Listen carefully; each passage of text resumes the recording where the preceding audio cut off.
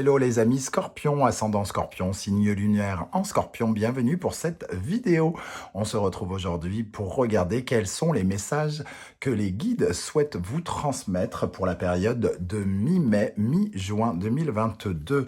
J'espère que vous allez tous très bien. Je vous rappelle bien entendu que c'est un tirage général qui ne peut pas parler à tous les scorpions de la même façon, donc n'hésitez pas à faire votre propre lecture intuitive, à ressentir les énergies de ces cartes et à ne prendre que les messages qui vous parlent et vibrent avec ce que vous vivez. Vous pouvez également regarder la vidéo de votre signe ascendant et de votre signe lunaire pour avoir des compléments d'information ou pour avoir un tout autre message qui vous parlera peut-être plus. En barre d'infos, vous trouverez différents liens qui vous mèneront vers les guidances que j'ai effectuées pour le Scorpion très récemment, notamment la guidance générale du mois de juin 2022 et la vidéo de la bonne surprise qui vous attend en juin 2022. Comme tous les mois, elle est sortie. Si ça vous intéresse, foncez, j'ai envie de vous dire. Vous trouverez également mon adresse email si vous désirez des renseignements sur les tirages personnalisés et notamment les tirages psychologiques où nous regardons ensemble quels sont les blocages qui peuvent vous empêcher d'avancer et voir ensemble quelles pourraient être les solutions à apporter à cela. Voilà les amis Scorpions, nous allons pouvoir commencer avec l'énergie, un message de l'instant magique Oracle, un magnifique livre d'Oracle. Pour les Scorpions, pour la période de mi-mai, mi-juin, qu'est-ce qu'on a comme message pour les Scorpions? Alors, défi de l'intuition, une valise. Que signifie pour vous une valise? Qu'éveille en vous cette image? Voilà. Qu'est-ce qu'évoque cette valise pour vous? Alors, si vous êtes complètement bloqué, rendez-vous à la page. Donc, je vais pour vous à cette page. Alors, pour moi, la valise, c'est quand même une nouvelle aventure qui se prépare. Et c'est aussi toutes les valises que l'on porte, les casseroles que l'on porte derrière soi. Soit cette valise est très lourde et elle est comme un poids que l'on traîne avec soi, soit au contraire, c'est une valise complètement déchargée qui nous permet de nous sentir libres. Alors justement, cette valise, on nous parle de liberté, j'ai tout fait bouger, n'importe quoi. La liberté, ce qui doit être remisé ou déballé, les pensées cachées, déménagement, voyage. Alors, peut-être que ça va vous parler de cela. Pour moi, il y a une certaine forme de libération à avoir et de lâcher du poids. Lâchez du poids, lâchez du lest, laissez vos affaires chez vous pour vous aventurer sur de nouveaux territoires de façon plus légère ou plus léger. Et il y a quelque chose qui doit se libérer. C'est ce que je ressens par rapport à ce tirage. Bon. On va regarder avec l'énergie de l'oracle rune. Et nous avons, alors que je ne me trompe pas dans la prononciation, Gébo. Gébo qui nous parle de la générosité du partage. Ici, on voit un échange de cadeaux, un échange de cadeaux et qui nous parle d'une certaine façon du relationnel, c'est-à-dire vraiment de ce côté, ce qu'on donne aux autres et ce que l'on reçoit.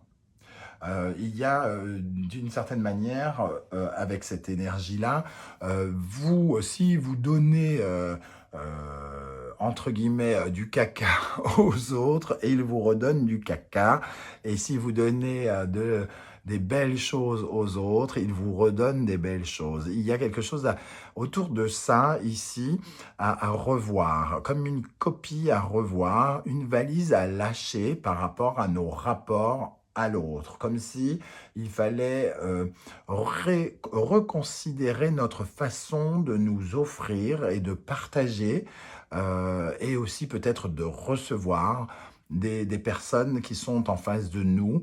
Je parle d'une façon générale, nos amis, notre conjoint ou quelque chose comme ça, ou notre ex-mari, notre ex-petite amie, notre famille, pourquoi pas aussi. Il y a quelque chose qui n'est peut-être pas léger avec cette notion de valise, quelque chose qui n'est pas léger dans votre façon de partager peut-être quelque chose qui est resté bloqué, alourdi. Voilà ce que j'entends. Une communication et un partage alourdi. Peut-être qu'on a perdu confiance en l'autre et ici il est question de réapprendre, entre guillemets, à être généreux, à partager, à refaire confiance aux autres. Voilà.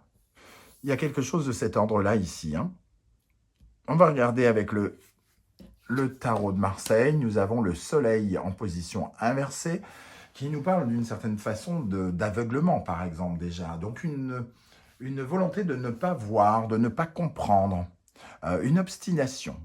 Une obstination dans votre façon de partager, dans votre façon d'être généreux ou de ne pas l'être, hein, dans votre façon de parler des autres, quelque chose qui est considéré par vos guides, hein, comme une certaine forme d'erreur. Parce que ici, il y a quelque chose qui est déséquilibré dans l'ego avec le soleil inversé.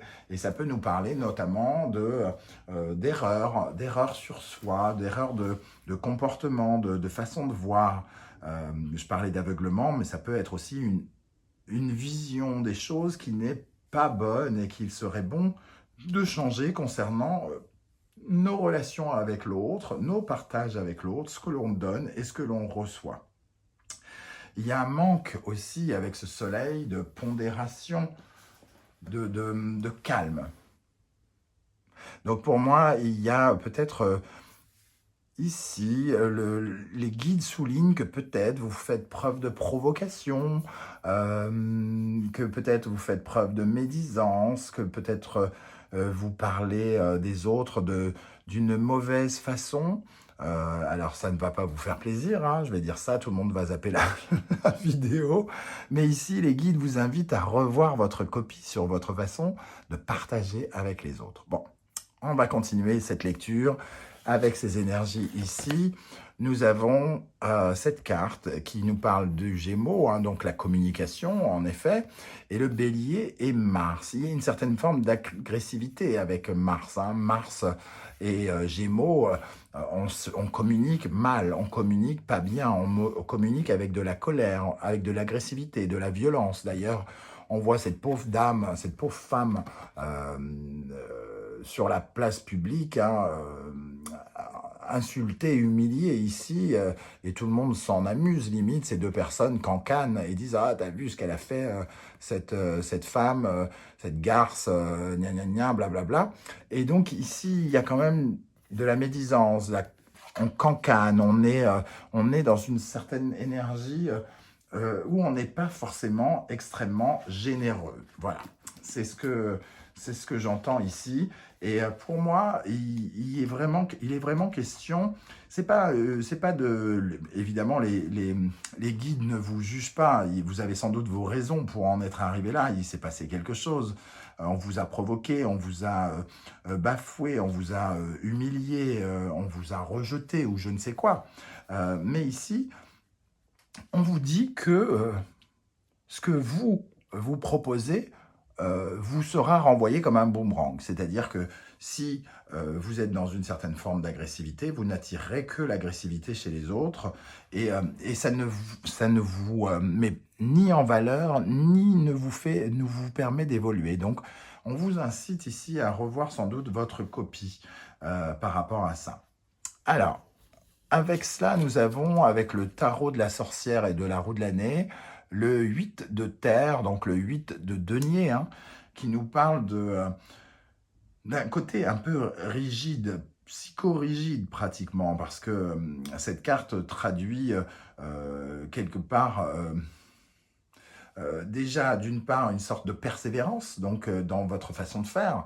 Donc ici, il y a une certaine persévérance à rester dans une certaine forme d'agressivité, comme si vous étiez sur la défensive. Et vos guides vous disent, ne soyez pas que sur la défensive, vous pouvez aussi vous offrir aux autres, faire confiance aux autres et être dans le partage. Ce 8 de terre peut nous parler effectivement d'embrouille, mais aussi, quelque part, il vous contrarie, il contrarie vos amours, votre vie sentimentale, votre rapport avec les autres. Et il ne vous permet pas de vous épanouir. Et ici, on souligne vraiment euh, le besoin d'être dans le partage.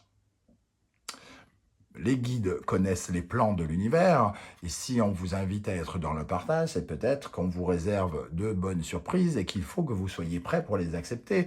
Et cette démarche d'être peut-être dans une certaine forme de colère, d'agressivité, ou d'être encore, comme s'il restait les traces de quelque chose derrière vous, et que malheureusement, ceux qui arrivent aujourd'hui se payent les traces de ce qui restait derrière vous. Un petit peu. Ils payent un peu pour ceux qui sont passés avant eux. Et voilà, c'est ce que je ressens ici. À quelle énergie, justement, il vous serait préférable de tourner le dos d'après vos guides? Alors, Scorpion, Capricorne, une incapacité à changer. Bon. Vous êtes têtu, tenace, hein, passionné, donc vous ne faites pas les choses à moitié, vous êtes intense, ami Scorpion, donc si quelqu'un vous a blessé, vous restez blessé, quoi qu'il arrive. Et ici, il y a quelque chose qui ne veut pas changer, euh, avec ce côté figé de ce personnage, hein, dans sa grotte. J'ai un peu l'impression qu'on dit indécrottable. Voilà, c'est le mot que j'entends. Indécrottable. Quant à votre isolement, quant à votre façon de vous retrouver seul, de vous recroqueviller seul, il y a, vous êtes sur la défensive, vous êtes dans l'isolement quelque part pour justement ne plus avoir à affronter les autres. Peut-être parce que justement vous ressentez trop de colère, de manque de confiance en ces personnes qui sont en face de vous. Vous vous sentez peut-être trahi et tout à coup, ça a des répercussions sur votre vie relationnelle, amoureuse et amicale peut-être même. Et on vous invite, puisque ici c'est l'énergie à laquelle il serait bon de tourner le dos pour pouvoir évoluer, de voir cette lumière ici, de voir la chaleur humaine se présenter ici. Il n'y a pas que des gens terrifiants, il n'y a pas que des gens trahissants, il n'y a pas que des gens contre vous, il y a aussi des gens qui vont dans votre sens, qui viennent vers vous et qui sont ouverts à vous parler et à vous connaître. Et en ne sortant pas de cette grotte, vous vous coupez d'une partie de ces gens en qui vous pouvez avoir confiance, de ces gens qui peuvent vous apporter de l'amour, de l'amitié, de l'affection. Voilà ce qu'on nous dit ici, hein. Et la reine de feu ici. Avec la reine de feu, on nous parle d'un personnage dynamique, flamboyant, hein. La reine de feu, elle a ce côté véritablement passionné, spirituel aussi d'ailleurs. Mais elle est excessive. Elle est excessive, elle ne veut rien lâcher. Et ici, on sent déjà ce côté obsession, comment dire, indécrottable. Et là, ça en rajoute une couche avec la reine de feu qui est excessive. Trop, c'est trop. Et le feu, c'est aussi la colère. Vous êtes en rage. Vous avez du mal à vous calmer par rapport à quelque chose ou quelqu'un. Et on vous invite à calmer le jeu. Ici, dans ce partage, on peut ressentir aussi, finalement, l'équilibre, la balance, atténuer, pondérer. Il y a un peu de la tempérance aussi. Tempérer vos propos, tempérer votre colère, redevenir à un niveau de sérénité plus puissant qui va vous aider justement à vous sentir mieux, à réaccéder à certaines personnes. Qu'est-ce qui serait bon de travailler pour vous épanouir, pour vous sentir mieux, pour évoluer dans la vie? On retrouve le Gémeaux, donc effectivement, c'est toujours dans l'art de la communication, ici avec le Sagittaire. Avoir davantage confiance aux autres et en la communication et en partage que vous pouvez avoir avec les autres ici. Prendre conscience que les autres ont des choses à vous apprendre, des choses à partager avec vous. Ici, on a le prof et l'élève, hein. Le prof qui apprend à cet élève certaines choses. Donc, on a beaucoup à apprendre des autres. Et c'est ce que nous dit aussi ce partage. Ne vous laissez pas enfermer dans le bélier ici, qui est trop dans le moi, moi, moi. Euh, alors, je ne dis pas que tous les béliers sont comme ça, hein, et ils le sont parfois, et ils le sont raisonnablement aussi. Hein. Et le scorpion est extrêmement passionné, donc il a le côté aussi extrêmement têtu de temps en temps. Et donc, ici, ça nous parlera de ça. Vous pouvez avoir confiance aux autres. Les autres ont des choses à vous apporter. Et le 2 d'eau, le 2 de coupe, donc le 2 d'eau, qu'on retrouve ici avec le tarot de la sorcière, nous parle justement de cette ambiguïté que l'on peut avoir dans nos rapports avec les autres. Oui, oui, il n'y a pas que des bonnes personnes, oui, il n'y a pas que des... Mais on est tous un peu ambigus, on a tous le bien et le mal en nous, on sait tous faire du mal, mais on sait tous faire du bien également. Et il y a quelque chose de beaucoup plus raisonnable ici, de considérer que les gens ne sont pas tous vos ennemis et que de toute façon, vous ne pouvez pas rester dans votre grotte indéfiniment à ressasser, râler, à en vouloir à la terre entière ou à quelqu'un en particulier. Ici, vous ne pouvez que affronter vos partenariats, les gens qui sont là, faire davantage confiance aux personnes que vous allez rencontrer ou que vous rencontrez actuellement. Voilà comment je ressens ici. Hein. Le conseil maintenant de vos guides. Alors, quel conseil on vous donne? Émotionnellement, il faut renaître. Il faut renaître. Il faut apaiser aussi hein, quelque chose dans vos émotions, dans vos sentiments. Il y a quelque chose qui est dans le feu ici. Hein, on le sent ici avec le bélier et surtout Mars. Il y a quelque chose qui est enflammé et ici, on est dans l'eau. Il faut atténuer le feu qui est en vous, revenir sur des émotions plus calmes, plus douces, plus tendres, qui vous correspondent davantage en plus. Hein. Ici, c'est vous qui renaissez, qui pouvez renaître avec des émotions plus sereines. C'est le conseil qu'on vous donne. Le Verseau nous parle de cette originalité, de cette nouveauté, hein, justement, de sortir de votre coquille et de devenir une meilleure version de vous-même, ici. On vous conseille ça, et vous en avez la capacité. Vous êtes capable de renaître de vos cendres, hein, mi-scorpion. Et d'ailleurs, je ne dis pas ça pour rien, puisqu'en dos de deck, on a ce phénix. On vous invite à renaître de vos cendres et de ne pas rester dans certaines énergies dans lesquelles vous vous êtes enfermé. Avec ce valet de terre, on vous invite justement à utiliser ces nouvelles émotions qui ont surgi en vous pour concrétiser, pour commencer à concrétiser quelque chose, à mettre la première pierre à quelque chose. Ce qui vous est arrivé, quoi qu'il vous soit arrivé, il y a du bon à en tirer parce que justement, j'ai l'impression que ça peut vous permettre de construire quelque chose dans le concret de façon différente. Mais pour cela, il faut avoir compris cette leçon, que c'est pas parce que quelqu'un nous fait mal que la race humaine entière est mauvaise. Voilà en tout cas ce que je ressens par rapport à ce tirage. On va terminer avec une énergie des portes de l'intuition. Quel est le message pour les scorpions pour la période de mi-mai, mi-juin? Le message pour les scorpions pour la période mi-mai, mi-juin. Oups. Allez, on va la chercher. Hop. Nous avons la non-résistance. En acceptant votre responsabilité des choses, la solution émerge.